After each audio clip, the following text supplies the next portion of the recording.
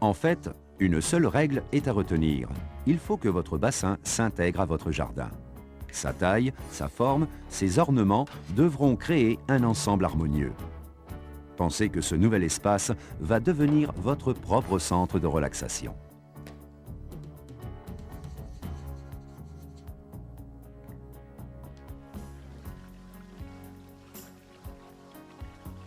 On a démarré par un tout petit trou, parce que c'est extrêmement facile de démarrer un bassin, hein.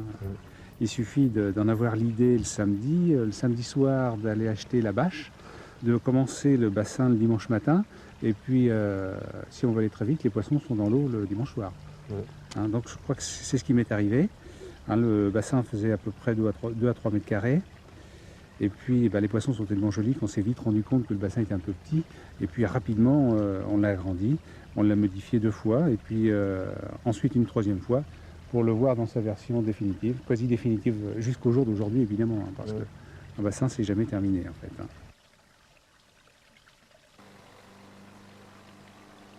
Commencez par passer un bon coup de tondeuse afin de faire apparaître tous les reliefs de votre terrain. Vous êtes encore hésitant sur le bon endroit ou sur la forme de votre futur bassin? Là encore, il y a peu de règles, mais seulement 2 styles qui s'opposent. Le bassin régulier, centre d'attraction des jardins traditionnels, qui fait appel à des formes géométriques, simples ou combinées.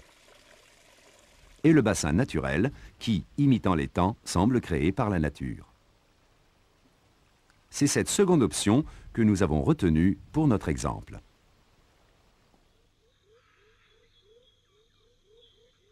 On a suivi la topographie du terrain de façon en se disant qu'il n'était pas question de faire quelque chose de droit, de rectiligne. Le terrain est tellement vallonné, il fallait respecter le terrain et en même temps, donc avoir quelque chose qui semble assez naturel. Et donc sur le papier, je dois dire que je n'aurais pas réussi à m'y retrouver dans les creux et les bosses du terrain. L'idéal, c'était d'être sur place. Et on a guidé le conducteur de travaux au fur et à mesure qu'il était avec son engin. On lui a dit, vous creusez un peu plus là, vous continuez comme ça, pas tout droit. Bon, et on a fait ça en 2 jours. En 2 jours, on a creusé la pièce d'eau. Alors la pièce d'eau, il a mis un peu plus longtemps, mais après, quand il a fallu faire tout le dessin des autres petits bassins, jusqu'en bas, en 2 jours, on a fait ça ensemble en fonction de ce que nous voyons. Alors évidemment, on a commencé le matin et terminé le soir parce qu'il fallait, c'était quand même un peu, je ne dirais pas que c'était du pifomètre, mais c'était presque ça. Mais il fallait tout à coup se mettre en bas en disant non, non, là ça va pas, c'est trop à gauche, c'est trop à droite. Et on a eu la chance d'avoir un conducteur en engin qui était un petit peu astucieux, qui marchait vraiment au doigt et à l'œil. Il faisait marcher son godet presque comme une petite cuillère, il était vraiment à 10 centimètres près. Et du coup, ça donne ce que vous voyez maintenant.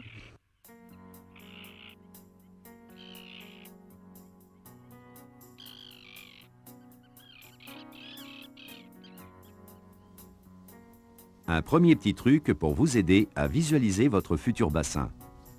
Prenez un tuyau d'arrosage pour dessiner grossièrement sa forme directement sur votre terrain. Autour du bassin, n'oubliez pas de garder de l'espace pour ses berges. Ensuite, prenez un peu de recul et lissez les contours pour que les courbes soient harmonieuses.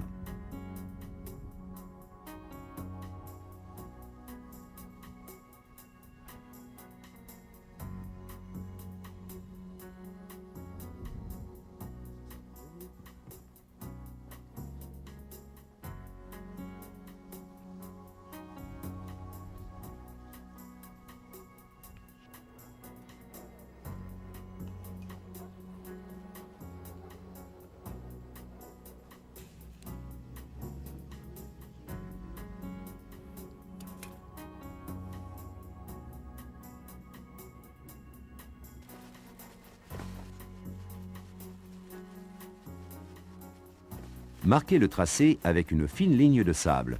Ensuite, retirez le tuyau.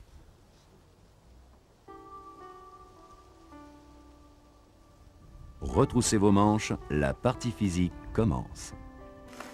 Marquez à la bêche le contour exact de votre bassin.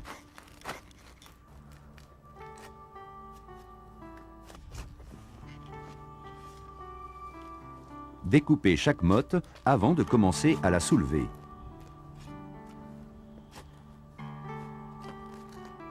Ensuite, roulez chaque motte pour mettre à nu votre terrain.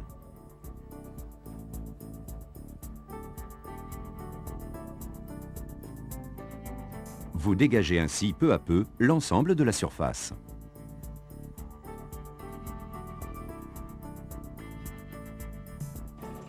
Quelle que soit la méthode, creuser le trou reste l'étape incontournable. Vous pouvez inviter quelques amis et profiter d'une journée ensoleillée pour réaliser ce chantier. Pour gagner du temps dans notre exemple, nous avons choisi d'utiliser un engin mécanique.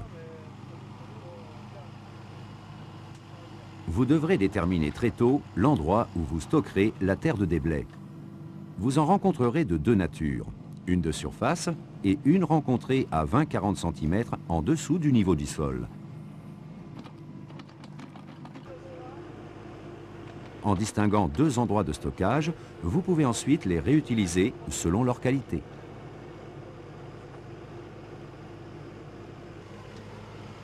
Procédez d'abord à la confection d'un replat de bordure d'une vingtaine de centimètres de large sur une profondeur de 20 cm à 30 cm.